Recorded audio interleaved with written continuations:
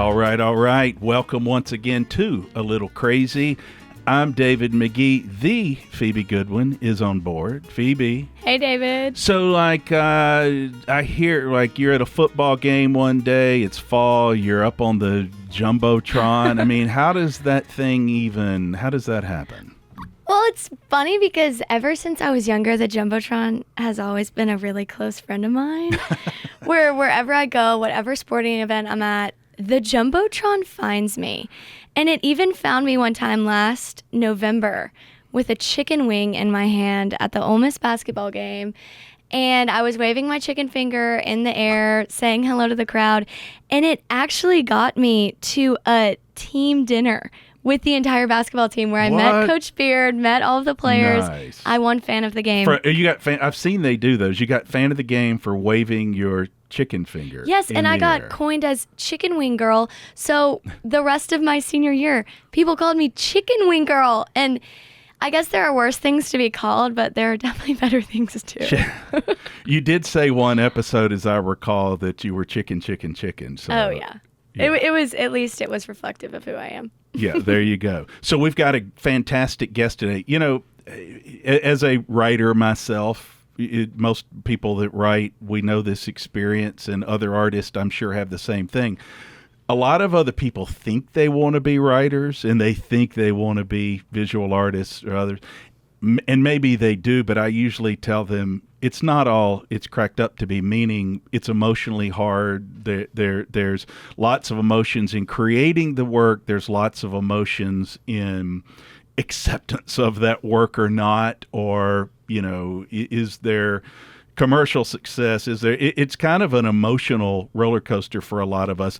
We have a guest today, a longtime friend of mine, somebody I really respect their talent, but also somebody you know. Yeah. She was one of my favorite teachers at Ole Miss. And so it feels full circle to have her here. Today's guest, Blair Hobbs, is a visual artist who likes to find weird surprises in a mundane world. That's what we'll come to that later. But she's also a writer and a poet. I've known her as a writer for most of my life, but the thing about being a visual artist, and I'm sure we'll talk about it with Blair, is that, you know, you can bring in writing and you can bring in so many physical elements in the world, and that's what she specializes in. So she's a writer, a poet, and as well as a visual artist who is melding all of that into her narrative art, which is often bittersweet, sometimes a little bitter, magical, eerie, humorous, just about always some humor, maybe a touch of dark, and compellingly, usually all of the above. Blair Hobbs works at finding bright oddities in plants, animals, and the human body using an array of materials, which we're going to talk about. But listen, Phoebe, here's the thing. Blair recently had her artworks in a show in Atlanta titled Radiant Matter. 60 artists in this show at Spalding Nick's Fine Art Gallery in Atlanta. And an art critic called Blair's work a suite of memorably archetypal mixed media artworks that arise from her thoughts while undergoing radiation treatments for breast cancer and transmute them into her transcendent loveliness. Blair Hobbs, now that, that's a big statement about your work. First, congratulations on that. Second, you. When I look at your work, there's things happening. It's about feelings you're processing, this life you're processing. Tell me about what happens in this work you create. Okay. Well, thank you for having me here, both of you. It's a pleasure to be here, first of all. When I found out that this was not a cancer that would kill me, it was hormone fed, I felt... And so how long ago was this? This was, I think I was diagnosed in November of this 2022. Oh, recent years. Yes. Okay. And I found out right before I walked into a classroom. Wow. But I felt some freedom, from fear. It wasn't fun, but I could step back and look at my body and wanting to do something to communicate what I was going through. And I'll back up a little bit. Whenever I make an art show, I think of the title like a book title. And then I have a canvas that is setting, and I have characters and story. I often write into the canvas. Right.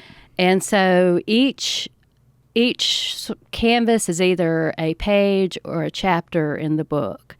And so this was my way of documenting my journey with the breast cancer. And I really did a lot of work when I was undergoing radiation. And my radiologist was very interested in the work and artwork. And so he shared with me photographs of my breast, the mapping that looked like a rainbow. I had, just different moments during that course of time that were profoundly meaningful. I was in First Presbyterian Church here. We were in church on a Sunday, and it happened to be Transfiguration Sunday. And I saw the light come through the stained glass window of Jesus, just like his baptism on Transfiguration Sunday. And I was thinking of radiance and radiation and the radiance of Jesus, God, the Spirit, and then my own radiation, through Jesus healing through the talents of doctors and nurses and scientists. Wow. We're creating radiation that was saving my life, possibly.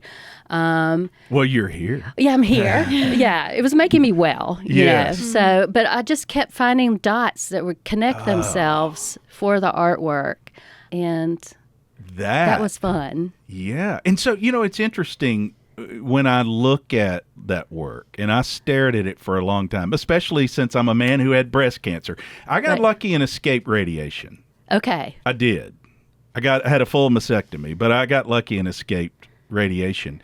But as I stared at that, I remember thinking, what I felt is in looking at it is what I felt doing it is, we so often want to frame these things we go through in life as black and white. Right. And your artwork brings out these kind of full array of emotions and textures of life where you're seeing this ray of light come through. You could sit there and dwell on this is the worst thing I've ever faced, and maybe it was. But when I look at that, I kind of see the array of emotions and colors and textures. Life is rarely actually black and white. We tend to want to make it that way. Right. But it rarely is. So talk about religion, for example. I've seen this theme show up in what you do a lot. I've been accused of that as well, like in stuff I've written. What is it with you and your work of where that shows up? I really don't know. I think maybe lately it has been that not only breast cancer, I had a horrible case of encephalitis during 2020 when there was no room at the hospital for me. And COVID related. So you have encephalitis. Yes. You're very sick. You can't go to the hospital. Can't go to the hospital. My brother, who's a doctor, and a neighbor who is a doctor, helped me through it. But that almost killed me. And so I think that mortality sitting down on my head like it has in the past few years, and my mother passed away right before that, and it just, I felt like there's more. And so I'm sort of on a quest to find out what that is. And I'm in, I love my church, and I'm also interested in animals and, all of us connected somehow, and plants, and nature helps me a lot. And I feel, I don't want to throw around the word spiritual, but connected, I think. With my birds. I know the little families. I know, I have a bird feeder right outside my art window, art studio window. You have a studio at your home. I do. Yes, right. Yes. And so anyway, I feel like you can't be black and white because there is nothing that's black and white. And just to unpack the mysteries of the world by creating is, I think, for me, it's life. I mean, that is inspiration as in breath. To inspire and breathe. And you've just gone through. Go ahead. And I like that word inspire a lot. How it means to breathe, to take in air, but also to let out light. So, anyway. No, your work has such a humanity about it, and I will confess that we've been friends for a long time now, and I've known your family. But what's interesting is I actually don't own any of your artwork, and I will confess, and it has nothing to do with you coming to this podcast. But as I kind of couldn't quit staring at some of the images as we were preparing for this, and I thought, oh, I'm about to own one of those. I mean, like, you're going to get a sale out of this. Because there is some depth of processing. And so on your mother, you lose your mother, and I'm sorry, and I remember that. And she was an art professor, and you had a close relationship and a lot of inspiration from her. And you've worked on some works related to processing that, perhaps? I have. I did. That was my first show at Spalding Nick's Fine Art in Atlanta. I had a little show that was called Rural Mythology, and I played with the idea of Bacchus as a bootlegger. I put Greek mythological characters in my Alabama setting. But there was also a part of that, the mother mythology, and I did use some of her images. I took some flowers from her yard and dried them and put them in with collages. But she got pregnant with me when she was an art professor in graduate school here, getting her MFA in art. She was finished with kids and was going back to school, and then boom, Here I come. And so I was kind of like her little art partner the whole time. And all of your artwork I remember seeing in the museum, because when our class went there, I think you had some of your artwork in one of the galleries. Mama did. Okay. They had some of Mama's Didn't you work. have your breast cancer? I felt like you had that. Yeah. I think you had that. That was for the Harvest Supper auction, I think. Okay. Yeah. And I remember seeing how textured and layered it all was. Right. And it was so profound, because I think that's how grief is, and grieving either the loss of your mother or having cancer or your body just being plagued with illness. So it was cool because you could see from just looking at it that you were processing something in the creation of it. And it looked like it was healing to make. And so how do you think you've seen art heal parts of you that maybe radiation hasn't? Or that's a great question, Phoebe. I think that making something pretty makes me feel good. When I like it when the colors and the sequins and all that sparkly stuff comes together, but life's not all pretty. And I've always been drawn to Southern Gothic literature. My next show in Atlanta in March of 2025 will be a tribute to Flannery O'Connor for her 100th birthday. But anyway, I've always, I think the Gothic, the dark, the sadness, the healing is part of the beauty. And humor. I mean, you can't get through life without laughing. At least I can't. No, I haven't found a way yet. And sometimes, like literally, my wife one time kicked me under the table, and she said, "You do realize you're telling a story about our son Hudson being found dead, and you have a smile on your face as you're telling that." She said, "I'm going to be honest, that's a little weird." I was like, oh my gosh, that's so weird. But I'm doing it now because he is back to life. Yeah. And he came back to life, and he, lives by me and is well documented. He's 12 years sober, my neighbor. And so I have a lot of happy feelings about it. And so it was kind of this horrible tragedy, but it comes out to me in a smile. Yeah. And she's like, "That's so bizarre." I was like, "I know, but I'm just going to leave it at that because I can't really even explain it." Right. That how do you get laughter out of hard and dark and heavy things? And I think that you've long been that way in your art, and I've seen things you've written. I've seen things you like a little bit of a dark twist. right? I Yeah. mean, let's be Oh, honest. Definitely. Yeah. Definitely. Let's just. That's one of my favorite aspects of it. Right. Well, thank you. Yeah. No, I've always seen that. So, like, can I ask you something about Flannery O'Connor? Sure. And I didn't know we were going to talk about Flannery. But how do you feel about history and her role? You know, she's complicated. History kind of has been unkind. Like, we come through school and we're like, Flannery O'Connor, and it's put in front of us. And now history has changed. But you know, it's complicated. I mean, she was a product of her times, Exactly. just like somebody could look back on us and we're a product of our times. How do you make sense of that in work you do in Flannery? I haven't started it yet. As soon as this show for Oxford wraps up, and I'm almost finished with it. And what is that? So tell me. This one is, the one I'm working on is mudlarkings. And it's a term. Do you want me to go off on that for a little bit? Yeah, tell me. Yeah, and then we'll come back to it. Okay, so remind me. Yeah, I will. My brain gets kind of wonky. But my husband and I, after John T. Edge. Yes. After we, after I retired, turned 60, was in good health. John T. asked me to plan a trip, like my ideal trip in England, and so we started in London, where I learned the term mudlarking. And mudlarkers are licensed people who go to rivers. The River Thames is great for it because that's, you know, it's been for centuries the garbage can of London. Right. And there's fantastic things that people have found. And so I like that idea of finding jewels in mud. And so I took that into a metaphorical sphere for this show. I did some literal mudlarking stuff, but that's what I'm about to deliver. Oh, I am all over the concept. So if you even grab onto a piece of this jewels from mud. Yeah. Oh. Yeah. I did. I mean, most of us that begin to find joy out of life, that's what we're doing. Right.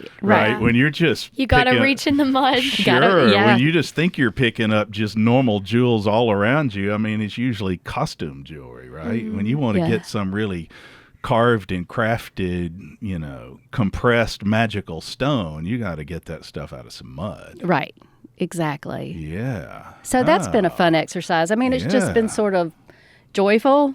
And so Flannery is going to be a different story. I'm going to start by reading her letters, which reveals a lot of what people don't like about her now. Primarily, I think her language and her... I haven't read it. I'm going to stop there. I'm not going to comment on a book I haven't read. Yeah. But anyway, I just... but it's pretty well documented that people are uncomfortable. History, she was viewed as a titan, and then history has kind of like, caused a lot of people to go back and go, wait a minute. Right.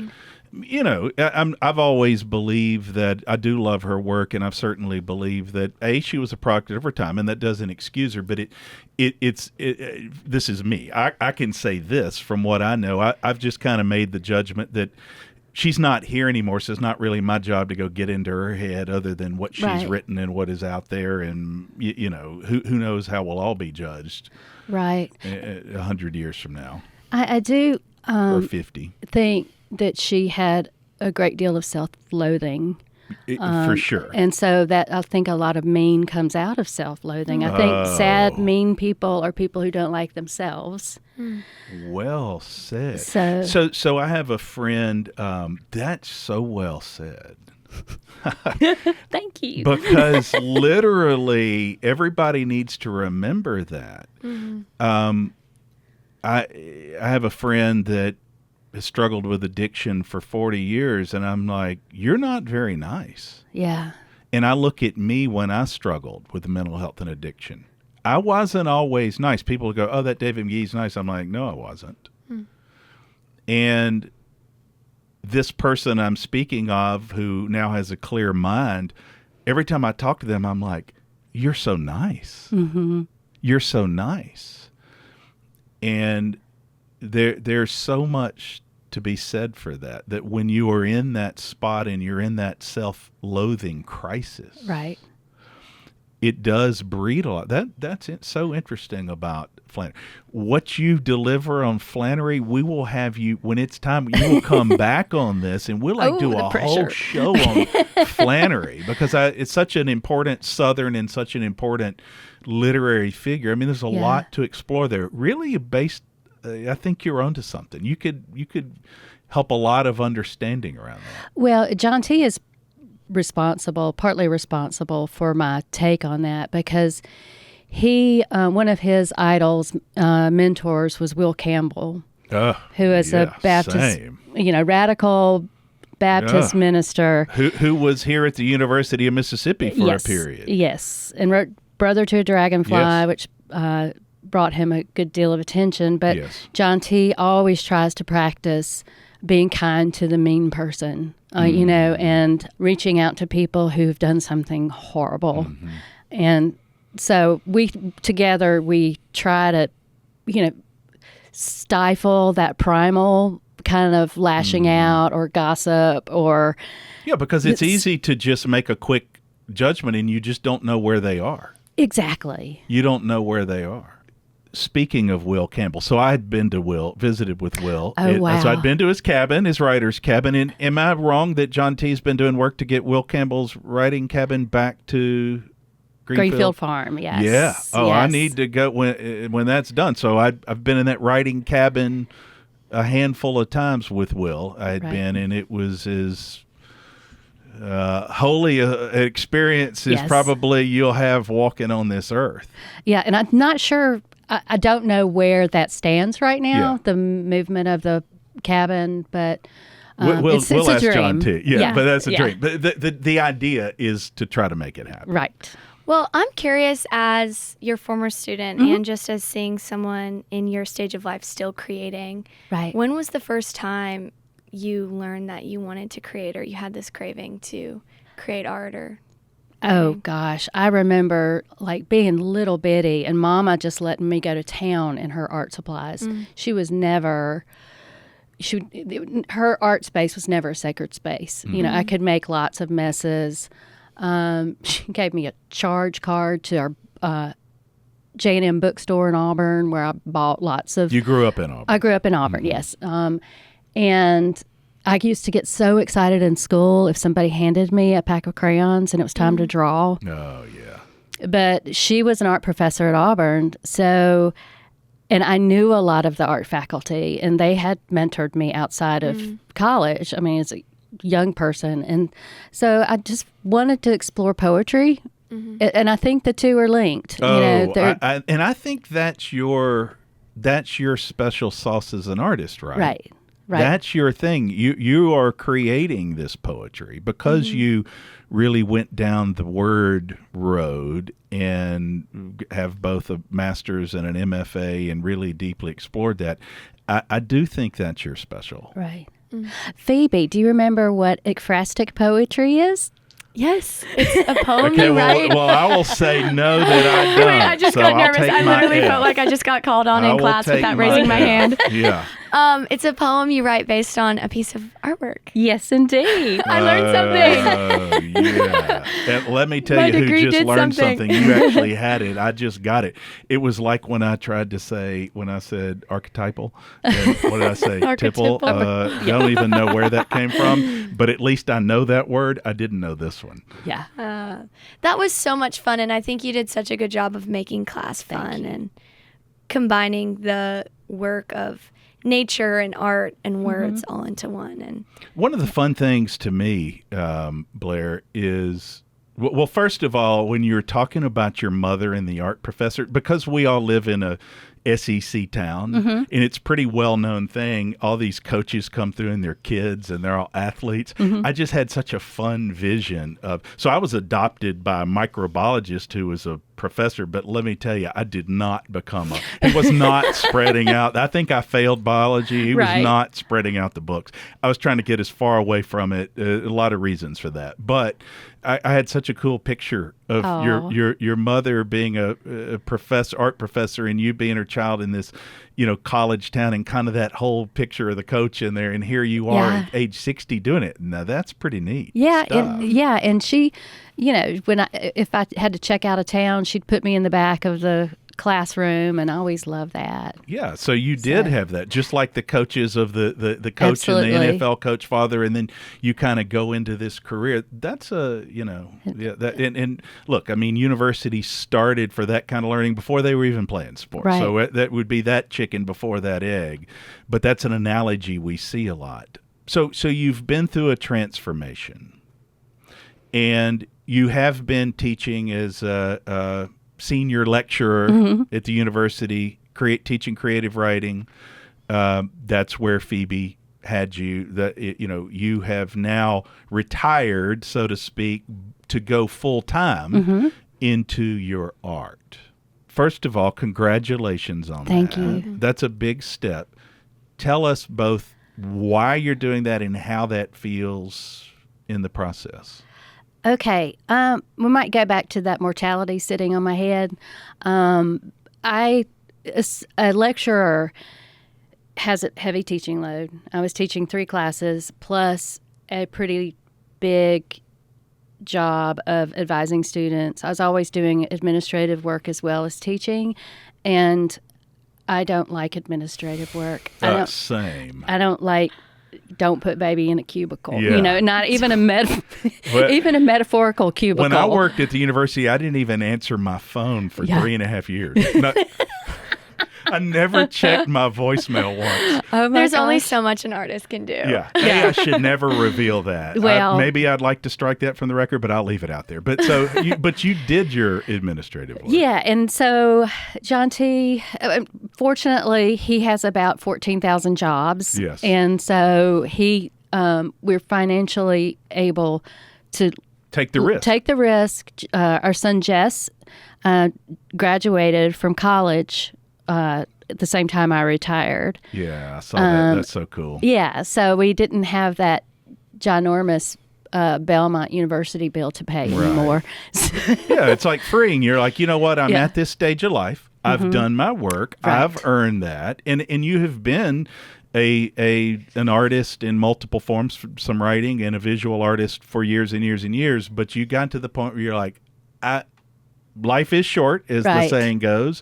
You went through all the mother cancer and all that, and Yeah. you're like, I'm taking the jump, making the leap. And John T's been very supportive, and I do treat it like a job, and Okay, so tell me about that. You wake up, and are you in the studio every day? I try to be. Some days I can't, but almost every day. And I usually wake up, go straight to the studio, and just work on whatever. I'm not so productive in the afternoon, the early afternoon. Unfortunately, I get a lot of work done late at night. Okay, so you're in the morning, or then late at night you kind of Yeah. hit a second wind. There would be some days she'd come into class and be like, I was in the studio till 2 a.m. What? Yeah. She'd Oh, yeah. wake up and she'd be. I go to it's bed just earlier than you. Yeah, I'm trying to turn that around. It just You texted me at 9:30 at night, and I'm like, if you knew how long I'd been asleep. I'm sorry. Oh, no, I didn't. When you go to bed that early, you're not getting notifications. You Yeah. didn't bother me. Well, John T gets up at 5. Yeah, that's what we So do. I I'm don't. a 5 guy. I have to go to bed Yeah. by 5 because that would be gross. Oh my gosh. Yeah, that'd be like, Like, yeah. yeah. You've been working the slinging. It'd be like the Waffle House shift overnight, and you're just like, here I come. Yeah. See ya. Yeah, so I'm trying to keep it more around midnight. Okay. Not. But unless it just happens, And sometimes and it you just get on a happens, run. and I can't. Yeah. And how do you manage distractions? Because people ask me a lot, how do you write a book? I want to write, it's like when you're a writer, the old saying, everybody wants to write a book. And I always say, I don't think you do. But they think they do. And I'm like, okay. Well, they say, well, how do you do it? And I was like, with my bottom in a chair for many, many hours. Yeah. And you rewrite it and you rewrite it, and people think your head's in a fog when you come out of it. And I don't think the average person understands what you have to go through to create art. How do you create the separation from distractions? Like when I'm messaging you 5 messages, would you like to be on the podcast? Here's this, here's that. How do you focus on Well, okay, so your yogi will tell you the hardest thing to do is show up, right? Yeah, and so, right. like what you just said is part of it. Also, I don't want to punish myself for the distractions because I feel sometimes like the distractions, if you're really committed to the work, the distractions will take you away from it, and then you'll get so like I've got to get back to doing this and so that kind of brings me new energy if I feel like The healthy tension. right. So Do you take a phone into your art studio with you? I do. Do you? Sometimes I need a cat video just to kind of make me pull me out of the darkness. when that radiation breast cancer piece starts turning a little far too dark to Yeah. the radiance, you need Yeah. a cat video just to kind of pull you back to the moderation. I actually followed Lenny the lizard, a bearded dragon, when I was going through my radiation treatments because he would make me laugh. And Yeah. the woman who had Lenny would dress him up, and he was a chef, and he'd cook mealworms and eat them, and they were delicious. it. But and then Lenny died. Oh, this has suddenly no escape become from so misery. sad. It's like, oh my gosh, Lenny. I He didn't know how need much you. he didn't know how much you needed him. right. Do you find yourself when I'm writing about, since I write about, when I used to write about stuff that I didn't connect to, I didn't feel any emotion. That's the problem. That's why I quit that. But now I write memoirs. So I write about myself and people I love. And I am known to sit in that computer for hours and cry 5 times. Right. Do you go Interesting. through those emotions, or is it more exploratory and then you might just kind of feel the emotions, but you're not stopping and sobbing, perhaps? I'm not sobbing. It's weird because I'm not much of a crier. And I don't really know what that's about. It bothered me so You've much. had a tear or two in your eyes on this podcast. Okay, those are joyful tears. Okay. Okay. but, Sorry you to call you out, but you said you weren't. You're not sobbing. No, I tell you, I mean, I didn't cry at my mother's funeral, and that really upset yeah, me because right. my siblings were all crying, and I was like, what is wrong with me? But I tell you what, so since all of the yucky stuff has happened, John T and I have decided to take our old person travels in our 60s and not our 70s, Right. not to wait. I saw you on a trip. And so we just went to New York, and we saw Eddie Redmayne in Cabaret, and I just sprang for these. Like, it was theater in the round, but we were sitting right at the theater. I could touch nice. Eddie Redmayne. Oh. Wow. And we sat there and we had a lovely little snack, and, we kind of met the people around us. And that performance of Cabaret, I wasn't crying with tears rolling down my face. Tears were shooting out like fire like hydrants. bullets. Yes, and John T cries at like a Toyota commercial on television. Yeah. I mean, My he wife cries. too. Somebody Yeah. hits a home run, she doesn't even know. I'm like, you don't even understand baseball, and she's crying. Yeah. So anyway, he was looking at me like he didn't understand what was going on. He's like, all these tears you've like saved up, and Yes. they're all coming out like a fire hose. They came out for Eddie at Cabaret. Yeah. Well, maybe you just haven't been going to the right things. I'd never been to a Broadway play before. Wow. And that's Okay. why I sprang for Okay. these big Yeah. tickets. So- 60 years old. Yes. And you went to somebody who loved the arts. Yeah, but I used to be terribly self-conscious around musicals because they made me uncomfortable. I felt like people were I've singing seen a at few me. that, yeah. I've seen a few that made me uncomfortable also, that I Yeah. want to get up and leave. But Yeah, but not this, man. I've never seen actors so generous with their emotions and their physical beings. yeah, and there's some shows you go to. There's some shows you go to, and you think I could live without this. Yeah, And there's some you go to, and you think, oh, I understand why everybody's yeah, all over this. yeah. Well, and that's the thing about creating is, you and your husband are both creators, but there's still so much art to explore in the world. Right. Yeah. And I try to remind myself of that all the time, that because I'm not 60 yet, but I'm close, and I remind myself all the time, keep exploring. Right. And And, you yes, that is, I think it's key, especially for people who are retired. I think everybody has to be a creator somehow, and that can be enjoying cooking or. Same. So, I mean, that to me is a lifeline, and I'm talking through some of my friends who are retiring, and they're like trying to find that thing. I do too, and I, we talk about this a lot. That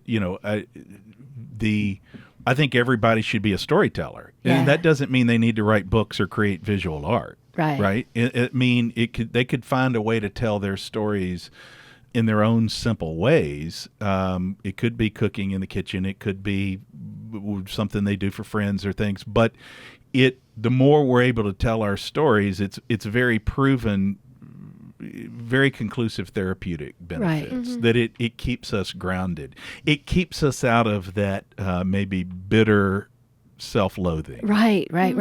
And I think at some point I'd like to teach a workshop to grown folks, old folks, especially people 50 plus.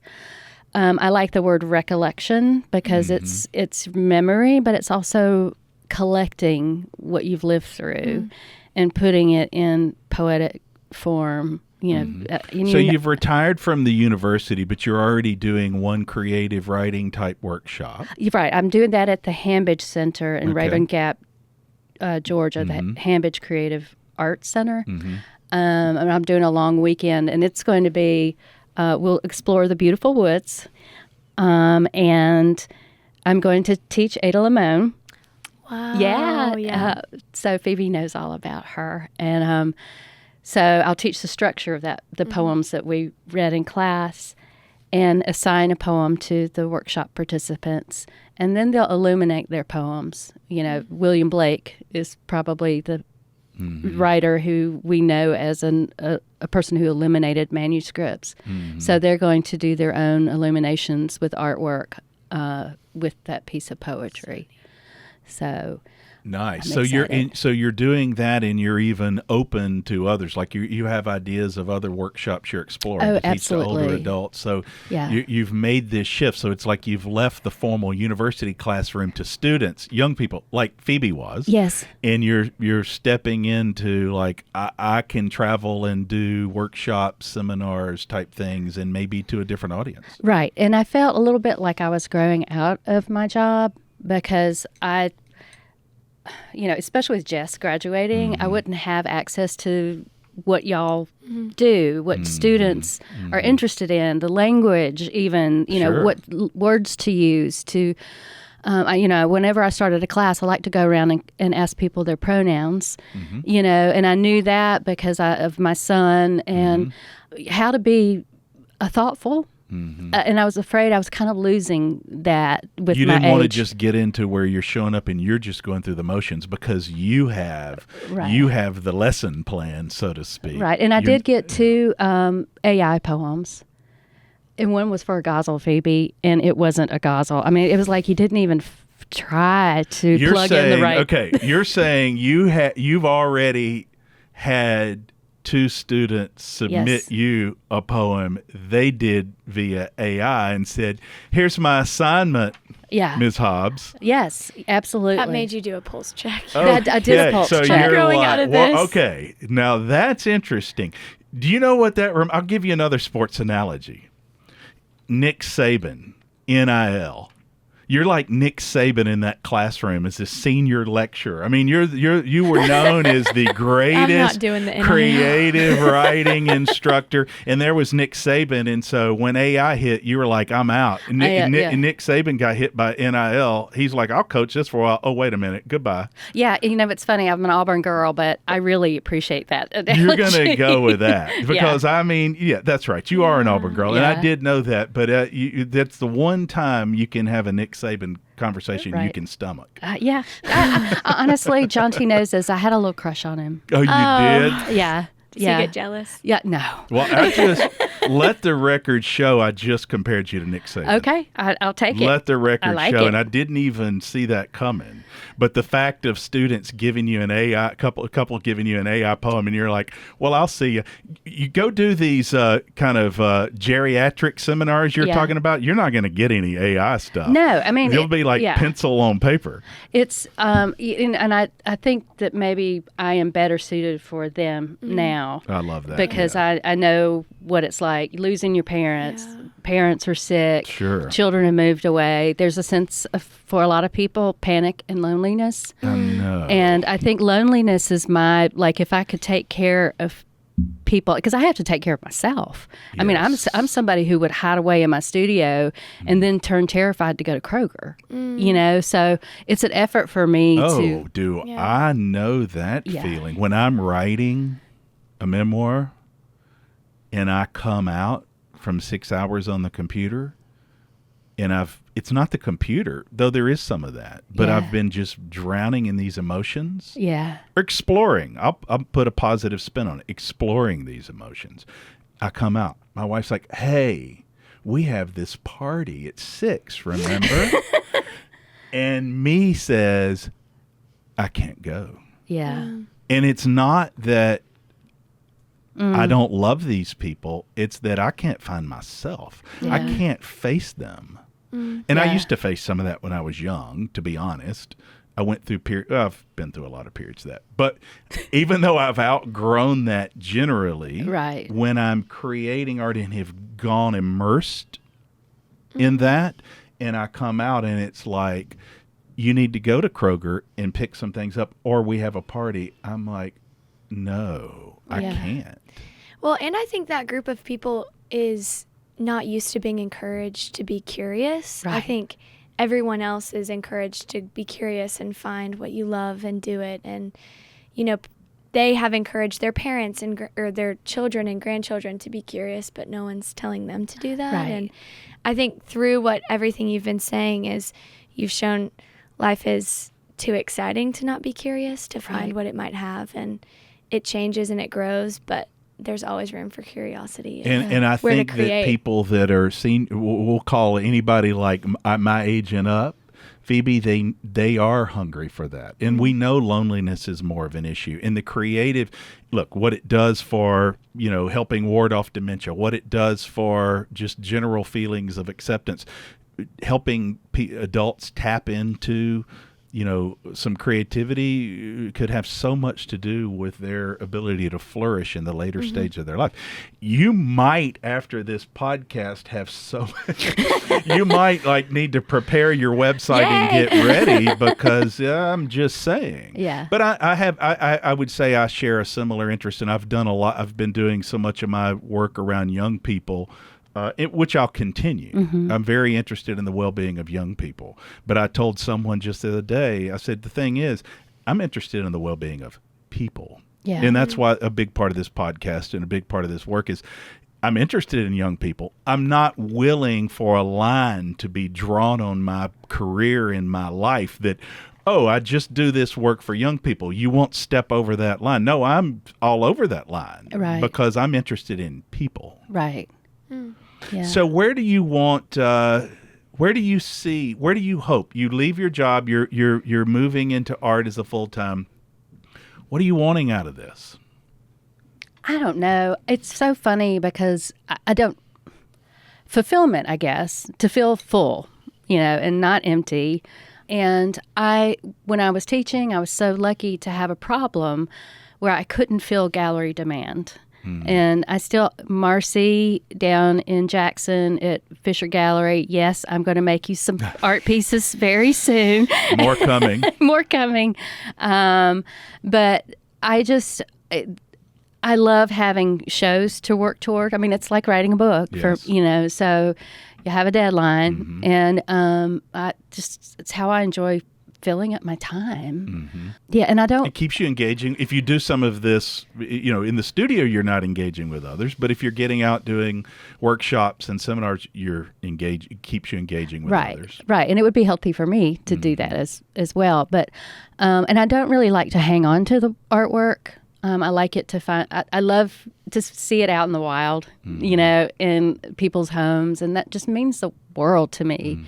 You know, art isn't cheap. It's not inexpensive to make, and it's not inexpensive to buy. And purchasing is a commitment. And when I see that somebody cares enough to put their money in the art gallery, and I sell through galleries because I want to support brick and mortar galleries, and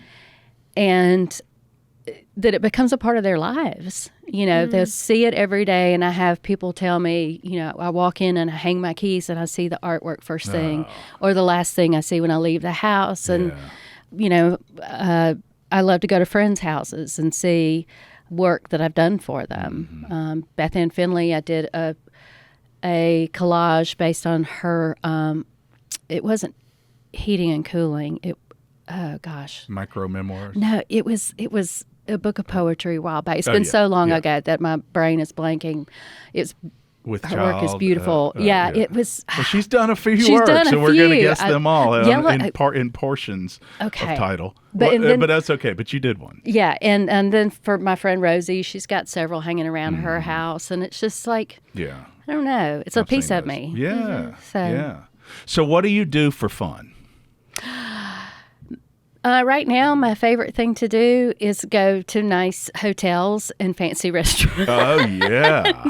I want to retire. I know. That's the countdown is on. And what if you're at a what kind of food? What kind of food do you like to order at a restaurant? Oh, are you an explorer? I'm an explorer, but not too much. I mean, John T's the big explorer. He definitely is an explorer. I mean, when I chose the places for our trip in England, I chose places where we would want to sit and draw or sit and write. I don't ever want to sprint to museums and sprint to, like, we decided we'd find one thing to do a day that was so you fulfilling. Could get immersed in that and do it. Yeah, and so we went to this place called the Double Red Duke, which was an old manor house built in the 14th century. And so, of course, it was lovely. The food was fantastic.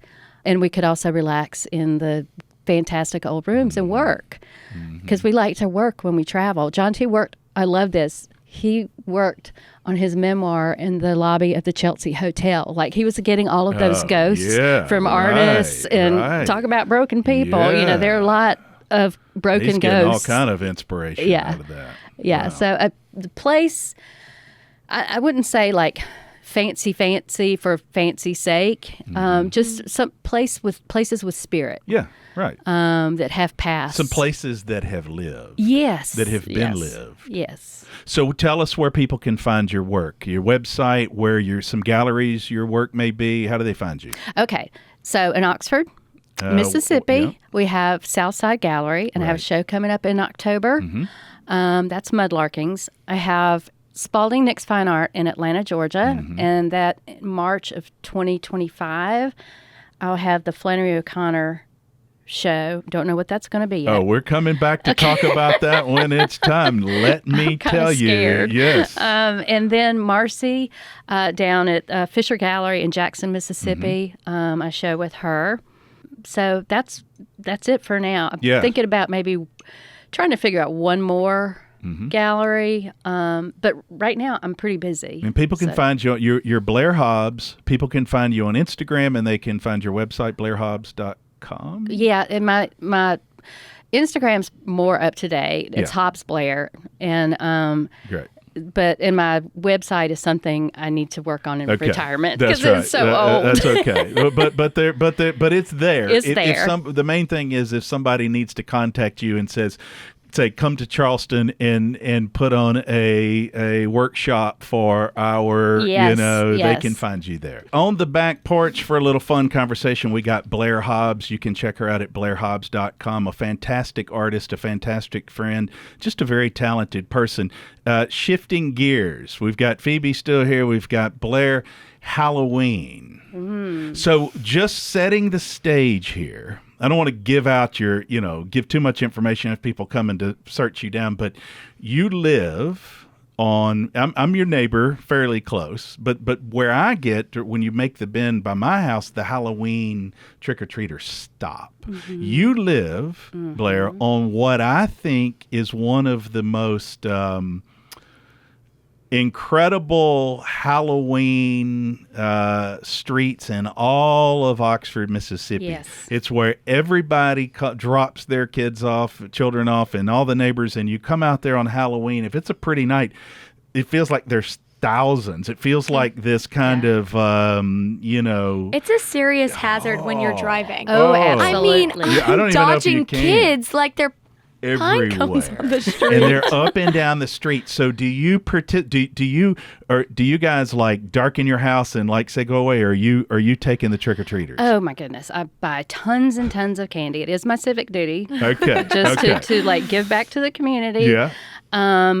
Decorate, and I do get cranky though when children don't say thank you. And something you don't know about me is that my great-great-grandmother on my mother's side was a Pennsylvania Dutch witch. Her name was Rebecca Kaufman. And so Rebecca comes out in me when little children don't say thank you. And I scream, "You're welcome," at the backs of their heads as they leave. So Rebecca's rolling in her grave. she is rolling in her grave. So anyway. So Halloween's a real deal for you. I mean, you in come your from blood. a witch. You You see this are nose? a witch. I'm not saying you have a witch's nose. You said that. I didn't say that.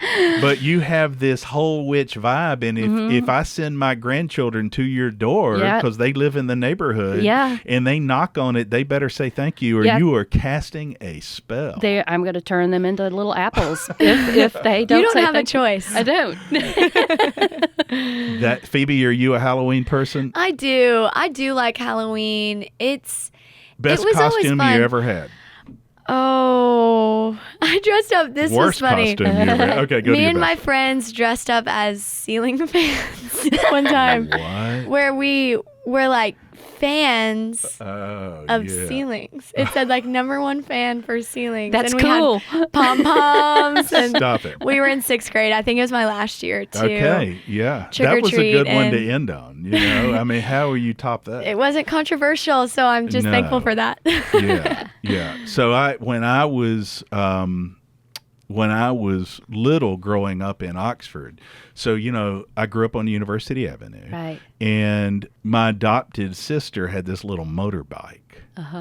And I was not supposed to ride it on the street, but at a young age, I would get that thing out and sneak it out and ride it on the streets up Fillmore, you know, and I remember, so your neighborhood has always been big for Right. trick-or-treating, but Oxford was a lot smaller. So it was crowded, but my favorite Halloween, my friends and I, one friend and I got all the eggs out of our refrigerator. Oh, no. I got the motorbike, Oh, no. and we rode up and down all the way up Fillmore and smashed eggs on Oh, everybody's that's driveway, so which is so sad. awful. Yeah, And I'm not well- an egg smasher. And my parents came back later and said, and one was Dick and Lake's house. Yeah. And they're like, somebody smashed eggs on the mayor's driveway. Oh. And I'm like, what? That's Who where would the do mayor lives? Can you that? believe that? Yeah. Isn't Like, that awful? was not That's me. awful. So when I say it was my favorite, I was not a mischievous or bad child. I didn't understand that eggs are bad. Right. That it would stay. I didn't understand But the you learned damage. something. It was I that did. Rebecca. It The was Rebecca and you came out in David. Yeah. But I guess the point was, I was just old enough to think you're supposed to go get into Yeah. some mischievous, you know. I'm trying to think if Jess ever did anything bad on Halloween. My favorite costume, speaking of costumes for my son Jess, because I used to love to dress him up, was I dressed him as a cowboy with spider webs all over him, and he was Goth Brooks. Oh.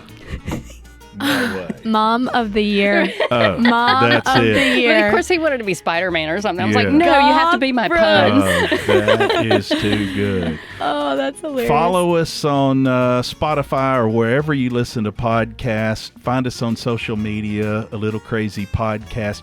Mostly, tell somebody about this episode. Check out Blair Hobbs and come see us next week.